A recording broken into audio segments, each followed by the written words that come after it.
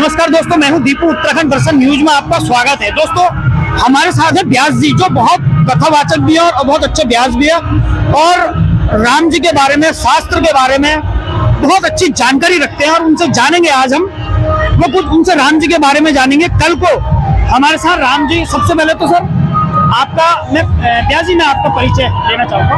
बहुत सर्वेभ्यो सादरम नमो नमः जी। हम असली आचार्य कीर्ति वल्लभ मेंडोलिया जी। आप सबको, देशवासियों को, भारतवासियों को और सभी राम भक्तों को जय जय श्री सीताराम। मैं हूँ इस समय हनुमत धाम रामनगर छोई, जो जिला नैनीताल के अंतर्गत उत्तराखंड देवभूमि का पवित्र स्थान है और भक्तों की जय जयकार इस समय हो रही है जी। और मैं ये जानना चाहता हूँ, जैसे कल अयोध्या में श्री राम जी विराजमान होने जा रहे हैं, राम जी के बारे में आप थोड़ा विस्तार से बताइए, क्योंकि आपके चेहरे में जो तेज मुझे लग रहा है, आप अच्छे जानकार भी हैं, आप थोड़ा विस्तार से समझाइए हमारे उन राम जी के बारे में जिन्होंने 14 वर्ष का वनवास भी लिया, जिन्होंने घर भी त्यागा, जिन्होंने सीता मैया को भी त्यागा, जिन्होंने केवट को, जो नाव पार करते थे, उनको भी, जब केवट जी ने राम को नदी पार कराया था तो राम जी ने ये बोला था कि हे केवट, तू नदी पार कराने वाला, आज मैं तेरी नैया में सवार हूँ। अब भी श्री राम जी नैया पार लगाने वाले हो दूसरों की। श्री राम जी के बारे में थोड़ा विस्तार से बताइए। आपने एक साथ बहुत सारे प्रश्न कर दिए हैं, विस्तार से, क्योंकि आवाज बहुत आ रही है जी। आपदाम अपहर्तारम दातारम सर्वसंपदाम लोकाभिरामम श्रीरामम भूयो भूयो नमामि। राम रामेति रामेति रमे रामे मनोरमे सहस्रनाम तत्तुल्यम राम नामो वरानने। बहुभ्यो सर्वेभ्यो सादरम नमो नमः। आप सबका, समस्त देशवासियों को मैं प्रणाम करता हूँ। आज पौष शुक्ल पक्ष की ये द्वादशी तिथि है। वैसे तो भगवान सूर्य नारायण उत्तरायण में हो चुके हैं और मकर संक्रांति से माघ मास भी लग चुका है, सौर मास से, लेकिन पौष शुक्ल पक्ष की एकादशी तिथि और कल द्वादशी है।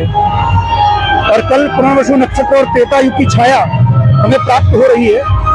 एक स्वर्णिम अवसर हमें प्राप्त हुआ है मित्रों, क्योंकि 500 वर्ष की जो श्रृंखला है, भारतवर्ष ने जो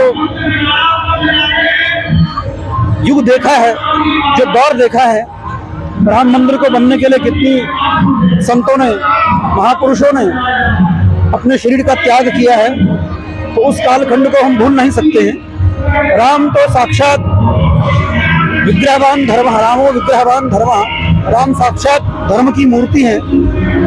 और रा कहने से मुंह खुलता है, रा बोलेंगे तो मुख खुलता है, और माँ बोलने से मुख बंद होता है। तो राष्ट्र का जो मंगल करे वो राम है। और रमन्ते योगिनो यस्मिन, जो योगियों के हृदय में रमण करते हैं, भक्तों के हृदय में रमण करते हैं, वो राम है। राम दशरथ नंदन है, कौशल्या के पुत्र राम हैं, लेकिन राम तो विश्व के हैं। भगवान सीताराम जी की दिव्य झांकी और उनकी प्रतिष्ठा का संकल्प लेकर के माननीय प्रधानमंत्री मोदी जी ने जो आह्वान किया है और जो हमें ये साफल्यता प्राप्त हो रही है, ये बड़ा सुअवसर हमें प्राप्त हुआ है।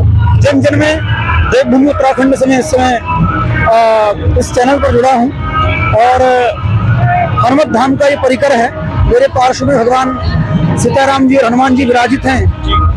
ये ऐसा सुअवसर है, इसके संबंध में जितना भी कहा जाए कमी है। आह्लाद, आनंद, उत्कर्ष और इस राष्ट्र की उन्नति राम मंदिर में बनने में। तो राम सबरी के हैं, राम केवट के हैं और राम इस विश्व के प्राण हैं। धर्म की मूर्ति राम है, त्याग की मूर्ति राम है और मर्यादा की मूर्ति राम है।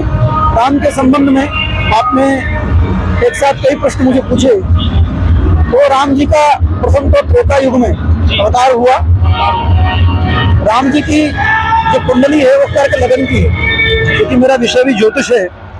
तो ज्योतिष के परिप्रेक्ष्य में हम देखते हैं भगवान राम का कर्क लगन में जन्म हुआ, पुनर्वसु नक्षत्र में, और बृहस्पति और चंद्रमा की युति लग्न में है।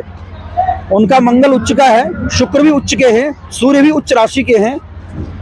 तो कहा गया है चंद्रमा और बृहस्पति जब केंद्र में बैठते हैं तो एक योग बनता है गज केसरी। तो गज केसरी संजाता तेजस्वी धन धान्यवान मेधावी गुण संपन्नो राजा प्रिय करो भवित।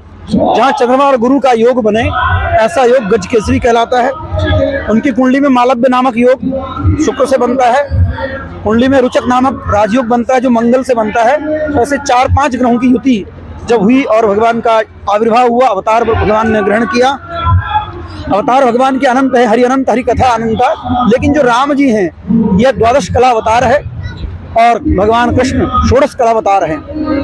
एते चांस कला पुंस कृष्णस्तु भगवान स्वयं।